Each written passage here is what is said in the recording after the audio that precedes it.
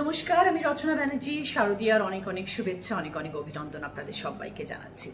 আপনাদের সবাইকে জানাই যে দুর্গাপুজো এসে গেছে এবং সর্ব জায়গায় অনেক আমন্ত্রণ পত্র এসছে আমার কাছে উদ্বোধন করার জন্য, এবং আমি সর্ব জায়গায় যাওয়ারও চেষ্টা করছি যতটুকু আমার পক্ষে সম্ভব। 25 এবং 26 তারিখ আমি ফুল ডে হুগলি জেলার মানুষের জন্য নিয়োগ করেছি, যাতে আপনি সবসময় আপনাদের পাশে থাকতে পারি, আনন্দেও আপনাদের সাথে ভাগ করে নিতে পারি। এবং দুর্গাপুজোর উদ্বোধনে আমি নিশ্চয়ই আপনাদের কাছে যাব। যারা যারা আমাকে আমন্ত্রণপত্র দিয়েছেন, যারা যারা চান আমি আপনাদের পাশে গিয়ে দাঁড়াই, আমি নিশ্চয়ই চেষ্টা করব সর্ব জায়গায় যাওয়ার।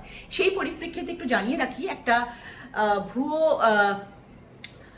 ভুয়ো একটা খবর চারিদিকে ভীষণ রকমভাবে আলোড়ন তুলছে যে রচনা বন্দ্যোপাধ্যায়কে নিতে গেলে নাকি টাকার বিনিময় নিয়ে আসতে হবে এবং রচনা ব্যানার্জিকে নাকি আর্থিকভাবে তার রেমুনারেশন দিতে হবে, তবেই তাকে নিয়ে আসা যাবে।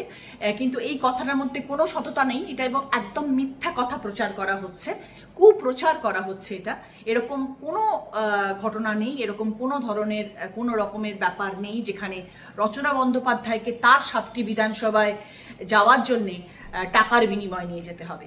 একদম নয়। নিচে একটা নাম্বার দেওয়া হয়েছে, সেই নাম্বারে আপনারা আমাকে যোগাযোগ করবেন যদি এরম ধরনের কোনো রকম কথা শোনেন, বা যদি আপনাদের থেকে কেউ এরম ধরনের টাকা চায়। এই নাম্বারে যোগাযোগ করবেন বা আমার সুগন্ধার অফিসে এসে কমপ্লেন লজ করবেন। আমরা নিশ্চয়ই তার বিরুদ্ধে অ্যাকশন নেব।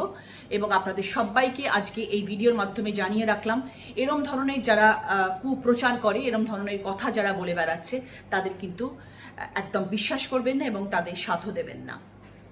আপনাদের পাশে আমি আছি, সব সময় থাকবো। 7টি বিধানসভার পুজো মানে আমার পুজো। আমরা সবসময় খুশিভাবে আনন্দ সহকারে আমার এই পুজোর উদ্বোধনে আমি উপস্থিত থাকবো। আপনাদের ভালোবাসার টান।